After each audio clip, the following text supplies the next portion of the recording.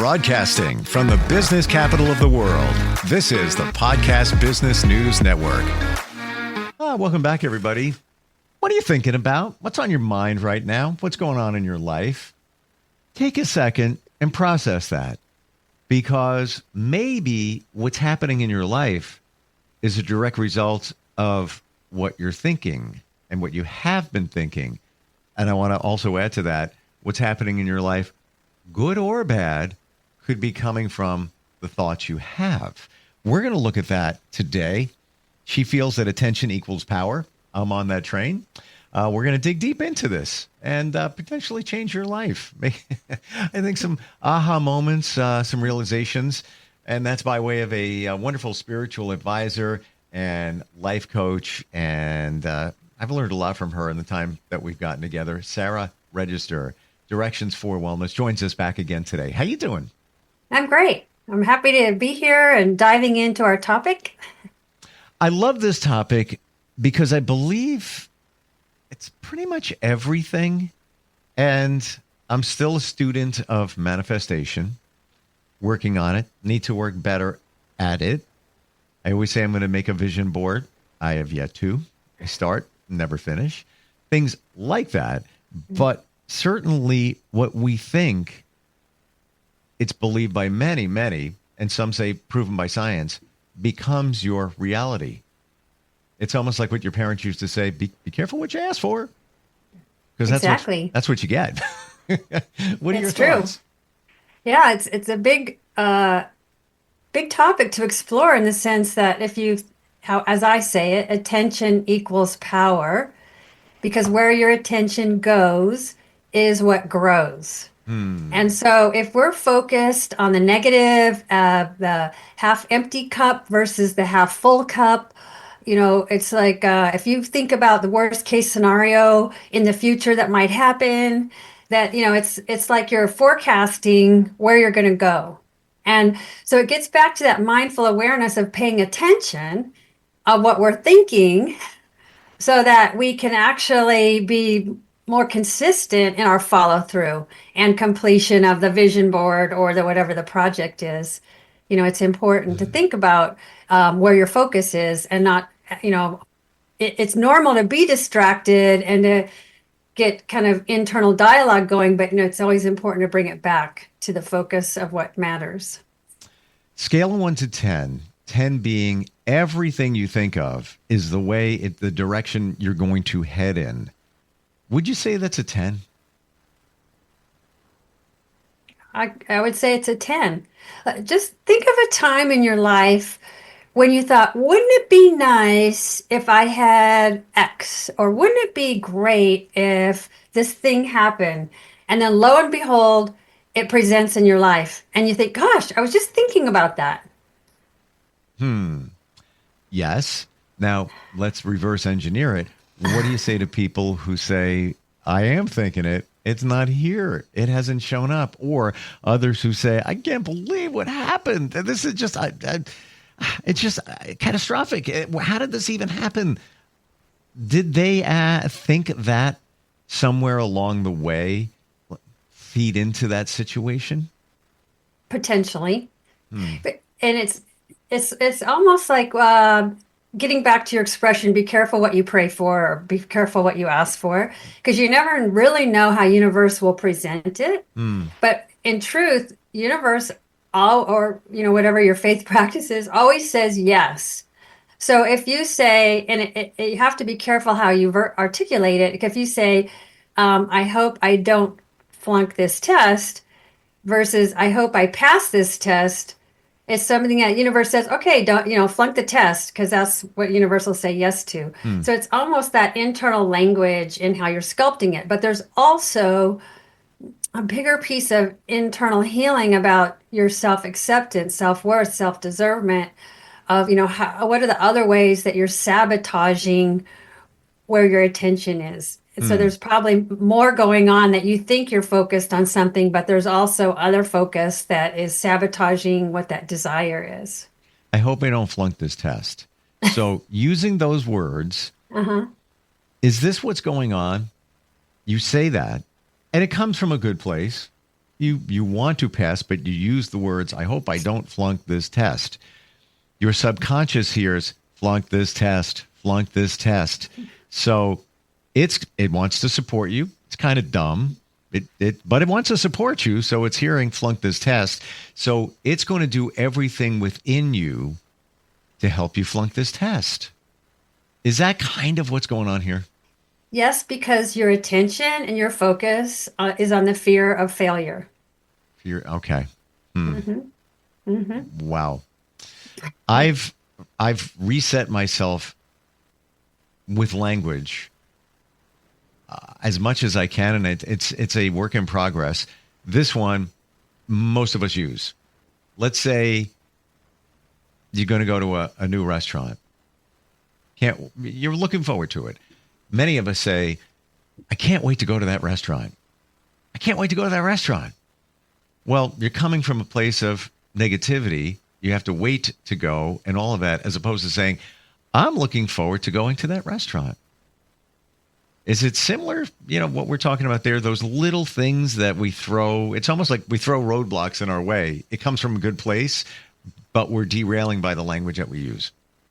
Yes, and there's also expectations, judgment, attachments, the whole other energy that's going on behind that, what you're looking forward to, what you expect it to look like, what you think it's going to be, what it needs to be to meet your expectations. And so often that's sort of what's at play in the background that can sabotage that heart's desire. What if, now maybe this is crossing the bridge further over to manifestation, but what if you want that perfect person to show up in your life? Maybe, relationship ended a while back and now it's time. And you've done what you think is the work on manifesting the right person. Maybe you've been even intentional. You write down what the qualities of this person is, et cetera, et cetera, et cetera. Hasn't happened. Been a while. You think it's reasonable, no matter, I've joined groups, I've done this, I've done that. You would think that this person would present, or at least somebody close to this person, and it hasn't happened. But you are thinking it. Back to our point, be careful what you ask for. What would you say to somebody in a situation like that? I would say part of it is learning to trust in the timing and, again, letting go of expectations and attachment. That is the practice right there, is being in trust and being in the now of what you do have, not focusing on what you lack. So there's still something, attention equals power, that you're keeping it away from you, whatever, say it's a partner, that there's something about the internal dialogue that might still be putting conditions. It has to be this person, this way, under these circumstances. And so it's like creating such a narrow channel that you're not really keeping your options open for what possibly could happen. Right. In your You're mind. limiting. It's a limiting belief that's holding you back.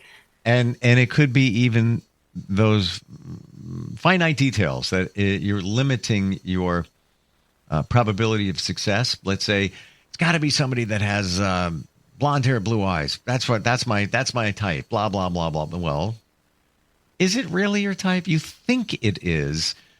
The universe knows what's best for you, and certainly to your point, the time frame. It's all on universe time, not yours. So got to be patient. But also, there's probably something that you've got in your subconscious, something floating out there that's holding it back. And you might not even realize it. Definitely. And so that's where you really want to pay attention to you want to be definite with the infinite. And so there's something about being unwavering in your trust and faith that you are moving towards what it is you desire. And so it's important to live your life in the now as if you already have what you desire. And again, how important it is to focus on what you already do have in regards to happiness, fulfillment, pleasure in your life, living your life fully and not just waiting, thinking life won't happen until this person comes. Well, guess what? You're not going to be in the stream of life because you're waiting, waiting, waiting. My life, I'll be happy when this person comes. My life will be different when this person comes. And how important it is to be true to yourself. It gets back to thine own self be true. That here's the biggest, like, your soulmate is actually that inner man, inner woman within you. And any outer relationships you have are merely a physical reflection of what's inside of you already in your own internal bonding. And that's a kind of unusual concept, perhaps. But sometimes people think their soulmate is someone outside of them, but it's actually not. You already have it. You just have to tap into that internal male-female balance within yourself. Microscope coming out. We're going to put it on that one. I realized we just went stage left. Yes, but I love the territory that we've jumped into here. And because it goes back to many of the things that we hear, that you need to love yourself before you can really love others. And the soulmate thing, you know, it's let's go with the inner soulmate. So that's where it all begins. Give us another view of what we are to ourselves in terms of the soulmate. It's already there. That's what I'm getting from you. You found your soulmate. You. Mm-hmm. Yes. Your internal soulmate, it's within you, is that person that's already your opposite gender. And they are very in the present moment, very solution oriented, very sensual and strong, kind of like a warrior energy. That is the alignment of what your potential is when you're fully aligned with who you are, with that self-worth, self-acceptance, self-love. And I have to say, as a human experience, that's probably one of the biggest lessons for all of us, is that self-love, self-worth, self-acceptance. You know, it's always an important jump to trust that, to get out of our own way. Again, attention equals power is like the more you have that self-worth, self-acceptance, self-love, that trusting that you're perfect right where you are on this journey of learning how to be better, you know, mastering being a human being.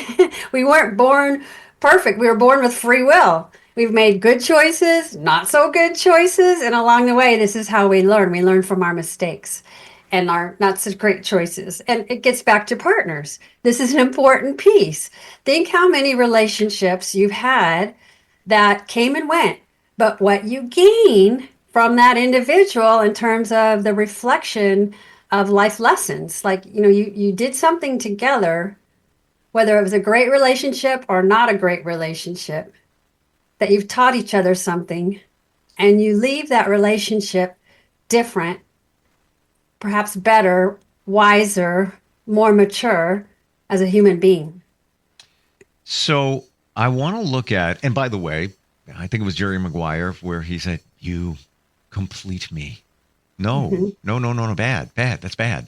It should be, you compliment me, because we complete ourselves.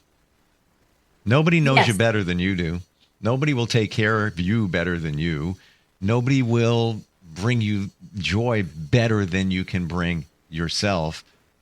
But very much to your point, I think we forget that, and we look for it in outside sources. Perfect, you know, partner, jobs, you know, things will be better when I get a new job. Things will be better. Don't look at it that way. So I want to focus, if it's even possible, on the people, the relationships we choose in our lives based on who we are. I don't know if that makes sense, but how do we make those decisions of who's going to be in our life? Because ultimately it's coming from within. Yes, and there's something about the choice. I mean, you feel an attraction. There's a magnetic attraction, alignment, cohesion, as you start to make a union with someone and you start to share life together and you are mirror reflections for each other. And so the degree that you can be co-empowered in terms of the equal listening, supporting, challenging of each other and not like dominating, going to the dark side of giving away your power, and where some of us have been in relationships, put my hand up here. On that journey of learning co-empowerment is often why we come together in relationship. And there's a piece here that you shared that's really important, that you are the expert of your life. And so this is where coaching is essential. It's not counseling, it's not therapy. So when people come and talk to me about their relationships, we work on you who's sitting right in front of me, because I'm the expert of the change process and the transformation. But you are the expert of your life in terms of where you want to go, how fast you want to go, what you're willing to do to transform. And so what I have found in my coaching practice that amazes me is I'll be coaching someone with relationship problems. And in my mind, I'm like, oh, they need a marriage counselor, they need couples counseling. And I stay on that track of keeping it focused on you, the coaching partner. And it's amazing that when we do our internal work, when we truly turn the microscope inward and do our own healing, find what that heart's desire is, own our value, whatever that transformation of healing will bring, that's when the relationships get stronger. Whether it's the current relationship gets better or the new relationship comes in. And it's the same with the job. If you keep leaving relationship to relationship looking for the better one, and you bring your same pattern into the new relationship, guess what you're going to do? Yep. And the job, rinse and repeat. You take, this job isn't what I want. This people are like that. It's a toxic environment. Wherever people are going, complaining about their job, they get a new job, bring their pattern and their way of being into the new job. They're going to bring in the same scenario until they figure out how to take responsibility for themselves to show up differently in their life. And so, it's classic. How many times somebody, let's say a woman, has said, I don't know, Sara, I don't know what's going on. I keep finding this. Aren't there any nice men out there? I keep finding the same ones. They're deadbeats. They're just, there's no emotion. I don't know what's going on. Because you asked for it, because you haven't done the work within. And I even look at in my life and relationships along the way, and I even go back, and this is going to be sophomoric when I say it, but it's like, what was I thinking? What was I thinking at that time? Like, why did that show up? Why was I okay with that? And it could be in any type of relationship. I'm even looking at one now where it's a friendship, and I view the person differently than when I first met them. I saw them in a different light, but, now 3 years later, it's like, not really what I thought they were. It's all good. And not, and maybe I've progressed in my journey, and they just are different to me now. But I like to analyze those kind of things. I know we're going deep here, but maybe it's a secret to figuring us out when you start kind of putting the pieces together, over a period of time. Yeah. Well, I think too, what happens, whether it's an intimate relationship or friendship, the more we do our internal work, our personal growth, we make change, we can outgrow relationships. And what's important about personal growth is that everyone has their own natural pace, their own speed of self-growth and development. That some people barely move, but they're going to be changing. Some are going to take a hop and a hop and a hop. Some people are going to pshoo over into the abyss, into the unknown, and just go for it. And so we have to respect each other's kind of pace of growth. And within relationships, we might outpace each other. That one of us has made these huge leaps, and suddenly we're really not feeling that alignment or that cohesion with that other person, whether it's a friendship or a partner. And so we have to respect that. We've gotten what we needed at that time, that we're the reflections and the engagements, and now we're ready for something new. And so we have to trust that ever evolving person that we are, to know that we're always going to be kind of throughout our lifetime, people are going to come and go, and they're all going to be touching us in some way to reflect who we are through our engagement with them. I've often heard it's every 5 years. And now that's, can vary, but it's every 5 years we do a reassessment, whether it's intentional or not, of where you are, what you're doing, what you're feeling. And I've heard the term the 7-year itch. Mm-hmm. That comes from 2 years of deciding what you're going to do. So a lot of times in relationships, you've had that close, intimate relationships, marriage, whatever. The 5-year comes up, and then two years to act on it. And I'll be honest with you, I thought that was kind of crazy when I heard that. Mm-hmm. And then I started tracking back my life, and every 7 years, give or take a little bit, there were some pinnacle moments.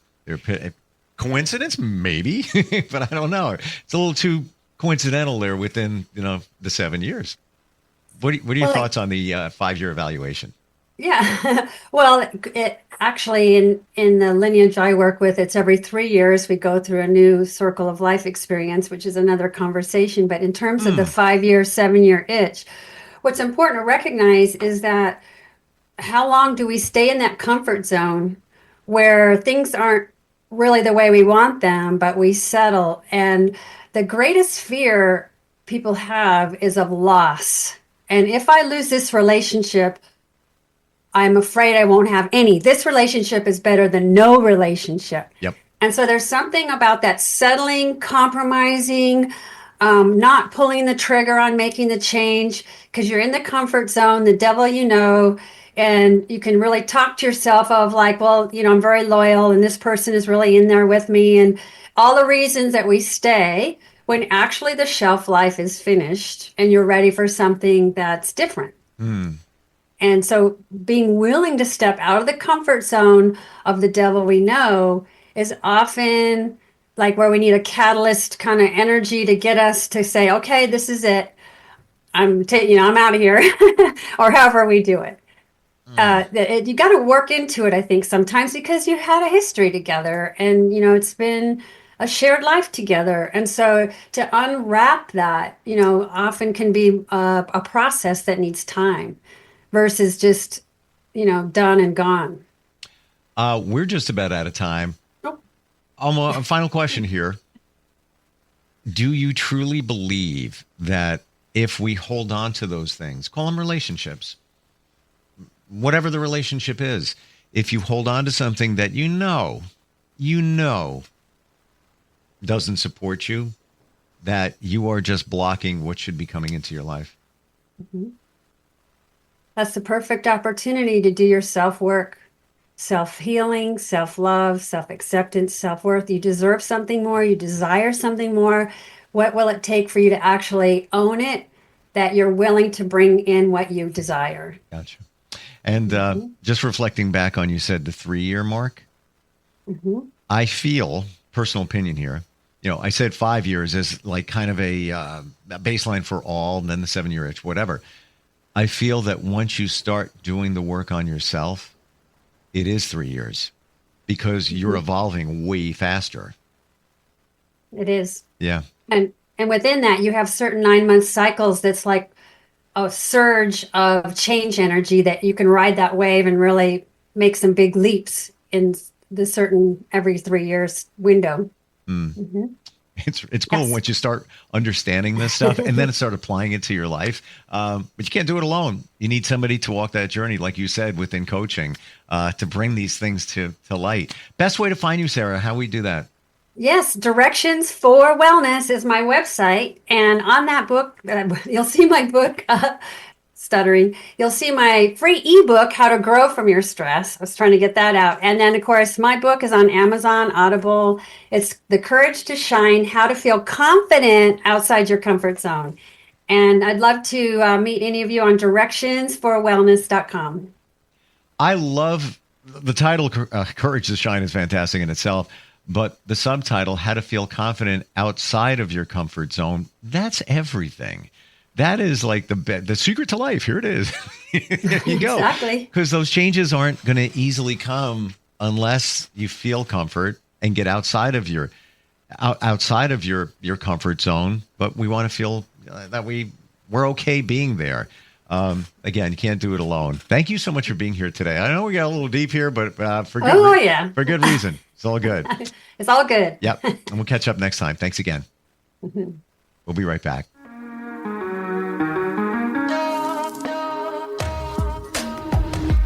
Broadcasting from the business capital of the world, this is the Podcast Business News Network.